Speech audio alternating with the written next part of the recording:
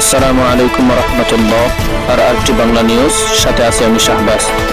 9 June 2024। শুরুতেই খবরের শিরোনাম।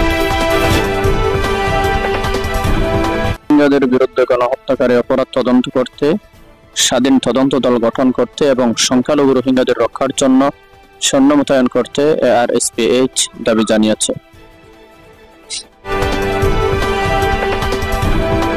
রাখাইনে নৃশংসতা বন্ধের দাবি মার্কিন কংগ্রেসম্যানদের। ARSPH 8 জুন ঘোষণা করে যে জঙ্গি ও সেনাবাহিনী 1942 সাল থেকে 2017 সাল পর্যন্ত রোহিঙ্গাদের উপর মানব জাতির বিরুদ্ধে অপরাধ করেছে এবং 2017 সালে প্রায় 10 লক্ষ জনসংখ্যাকে বাংলাদেশ নিয়ে গেছে। ARSPH এর পুলিশের বিবৃতিতে দেখা যায় যে 2024 সালে স্থানীয় রোহিঙ্গাদের বহিষ্কার করে হত্যা, নির্যাতন, অপহরণ, অবৈধ অর্থ পাচার, অগ্নিসংযোগ, ডাকাতি, অন্যায়ভাবে গ্রেপ্তার, জোরপূর্বক নতুন সৈন্যদের পাহারা দিচ্ছে এবং ধর্ষণ করছে। রোহিঙ্গাদের মধ্যে চলমান সংঘাত নিরসনে R2P মোতায়েন করা হয়েছে। জাতিসংঘের নিরাপত্তা পরিষদ, UN, Asian, OIC, UNHCR, IOM কে নিরাপদ অঞ্চল প্রতিষ্ঠার জন্য অনুরোধ করা হয়েছে।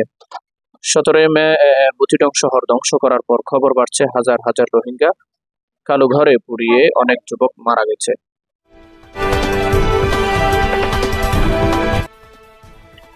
মার্কিন আইন প্রণেতা 6 জুন একটি যৌথ বিবৃতি জারি করেছে।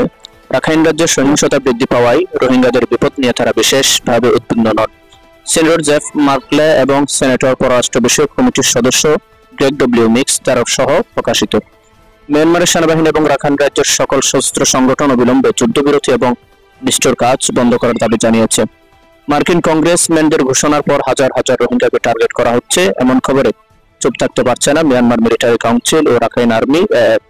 সেনাবাহিনী রোহিঙ্গাদের ধর্ষণ এবং আবার সহিংসতা ও স্থানচ্যুত হওয়ার খবরে জাতিসংঘ ও আন্তর্জাতিক মানবিক সহায়তা গোষ্ঠী উদ্বিগ্ন। রাখাইন রাজ্যের সিটিওতে টাউনশিপ রোহিঙ্গা শরণার্থী শিবিরে যারা আশ্রয় গ্রহণ করেছিল তাদের 22 মার্চ 2023 তারিখে পাওয়া গেছে।